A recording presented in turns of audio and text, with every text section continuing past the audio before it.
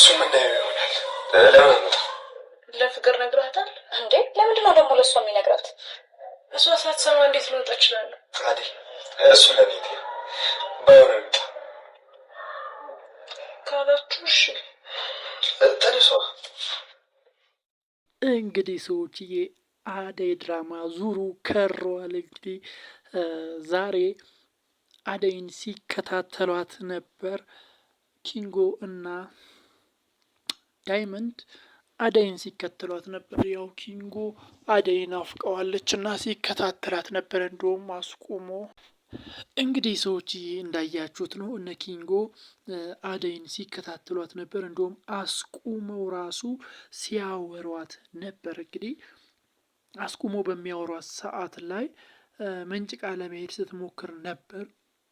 ነገር ግን ያው ድጋሚ ይዟት እያወሯት ነበር። ከዛን ዴቭ ድንገት ከኋላ ሲመጣባቸው ነበር።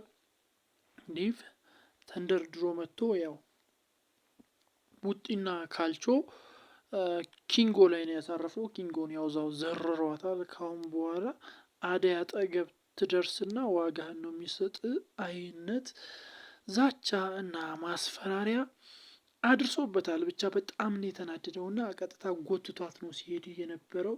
መንገድ ላይ ሲሄዱ እንግዲህ ለሊን አግኝተዋታል። ለሊ ያው ከኢላ ቤት ወጥታለች እና እሷን አገኟት። ስታወራት ነበር። አደይ ምን ሆነሽ ነው ምናምን ሲላት ነበር። በቃ ከዛ ወጥቻለሁ ለቅቅ ያለው አይነት ነገር እና አሁን ደላላ ጋር ሄድና ስራ ፈልጋለሁ ምናምን ስትል ነበር። ከዛን ያው ዴቭ ይዟት ነው ቀጥታ ወደ ቤት ሄደው። ወደዛ ቤት መሄድ አልፈልግም ብትል ራሱ ያው ይዟት ሄዷታል። እና ፍቅርን አስገድዷታል። ፍቅር አይሆንም ብትል ራሱ ስትል ነበር። ብትልም ዴቭ ምንም ሊሰማት አልቻለም። አስገድዷታል። ከዛን አስገብቷታል። እዛ ቤት ውስጥ አስገብቷታል ማለት ነው። ብቻ በጣም ተመችቶኛል። አደይ ላይ ያው ጉዳት ስላደረሰችባት በቃ ተቀጣሪ ሰራተኛ እሷን የምታግዝ ሰራተኛ ትሆናለች ብሎ ሙድ ሲይዝባት ነበር ፍቅር ላይ። ከዛም በኋላ ያው አሳምኗታል። ብቻ በጣም ገራሚ ነው የዛሬው የዴቭ ውሳኔ የሚገርም ነው። በጣም የሚገርም ሆኖ አግኝቼዋለሁ። እናንተስ እንዴት አያችሁት? ዴቭ ዛሬ ያደረገው ነገር አልተመቻችሁም? ደግሞ ከአደይ ጋር ያለው ነገር በጣም ደስ የሚል ነው። ሲፈልግ ይስማታል አይነት ነገር በጣምም ወደ እሷ ቀርቧል። በዚህ ነገር እኔ በጣም ተመችቶኛል። በስተመጨረሻ እንግዲህ እንዳያችሁት ፍቅር የሌለ ተማራ። በቃ ጨጓራዋ ተቃጥሎ መድኃኒት ልትውጥ ነው፣ ልትጋት ነው።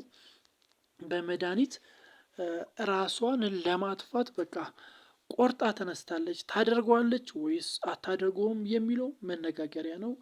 በሚቀጥለው ምን ይፈጠራል የሚለውን ሀሳብ አስተያየቶቻችሁን፣ ግምቶቻችሁን አስቀምጡልኝ። ለዚህ ቻናል አዲስ ከሆናችሁ ደግሞ ሰብስክራይብ በማድረግ የደወል ምልክቷን መጫን እንዳይዘነጋ ባይ